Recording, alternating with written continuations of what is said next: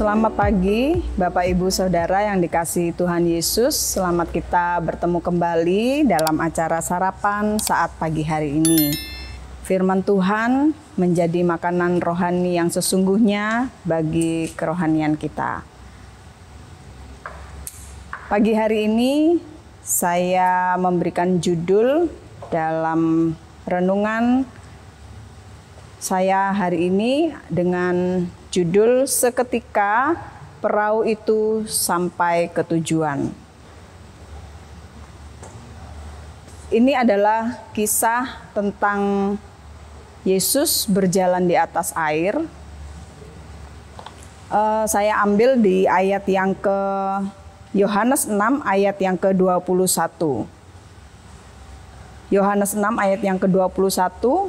Mereka mau menaikkan dia ke dalam perahu dan seketika juga perahu itu sampai ke pantai yang mereka tuju. Bapak Ibu Saudara yang dikasihi Tuhan, ini adalah kisah waktu Yesus berjalan di atas air. Yesus melakukan mujizat kepada murid-muridnya. Peristiwa ini terjadi di Danau Galilea. Saya mencari tahu lebih jauh tentang Danau Galilea. Saya penasaran kenapa yang namanya sebuah danau itu tapi terjadi angin ribut dan badai ya. Kalau menurut pengertian saya, danau itu tidak terlalu luas, jadi mestinya tidak terlalu banyak angin ya. Tapi Danau Galilea ini rupanya luasnya cukup luas. Jadi ada sebutan juga Sea of Galilee ya. Jadi dan di Danau Galilea itu memang sering terjadi angin ribut. Jadi anginnya cukup kencang dan sering terjadi badai juga. Peristiwa ini terjadi di Danau Galilea dan setelah Yesus memberi makan 5.000 orang. Setelah Yesus mengadakan mujizat itu, terjadilah peristiwa ini. Nah, ketika Yesus mengetahui bahwa orang banyak hendak menjadikan Yesus raja, maka Yesus menyingkir ke gunung untuk berdoa. Setelah Yesus mengadakan mujizat kepada 5.000 orang dan mereka menghendaki Yesus sebagai raja, maka Yesus menyingkir karena sebenarnya tujuan Yesus bukan itu ya, Saudara.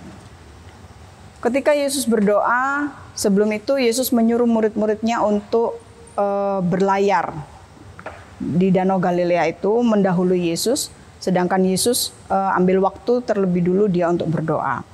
Nah, karena ditunggu murid-murid ini menunggu Yesus yang tidak kunjung datang, nah mereka kira-kira keburu hari sudah gelap ya, Saudara.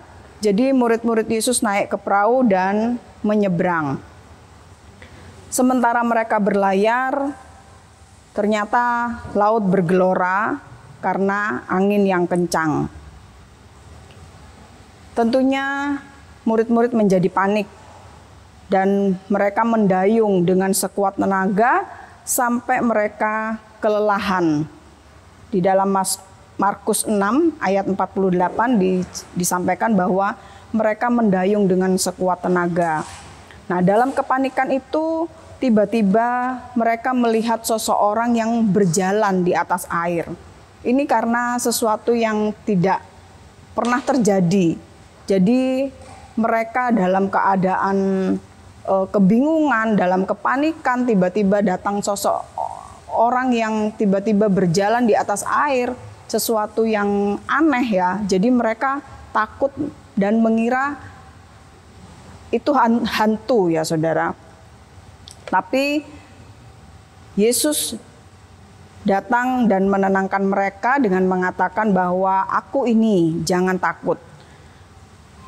Dalam cerita ini selanjutnya adalah murid-murid mengundang Yesus masuk ke dalam perahu dan angin ribut itu reda dan dikatakan dalam firman Tuhan bahwa seketika itu juga perahu itu sampai ke pantai yang mereka tuju. Saudara, ketika saya merenungkan membaca firman Tuhan ini, Saya tertarik dengan kata ini ya saudara, kalimat ini, seketika perahu itu sampai ke pantai yang mereka tuju. Nah, kata seketika itu berarti seperti tiba-tiba ya, tiba-tiba. Tiba-tiba perahu itu sampai ke pantai yang mereka tuju. Tentunya ini bukan seperti sebuah sulap yang dilakukan oleh Yesus terhadap murid-muridnya. Tapi ada hal yang bisa kita pelajari dari kisah ini. Saudara, murid-murid ketika berlayar di Danau Galilea, mereka menghadapi angin ribut ya. Angin ribut ini bisa berbicara tentang masalah yang datang dalam kehidupan kita setiap hari. Saudara, dalam kehidupan kita setiap hari, bahkan sebagai anak-anak Tuhan pun, kita tidak akan lepas dari masalah.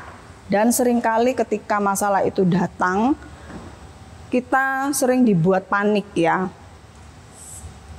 Bahkan masalah itu tidak hanya datang satu persatu, tapi datang mungkin bertubi-tubi, dan keadaan ini bisa membuat kita semakin panik.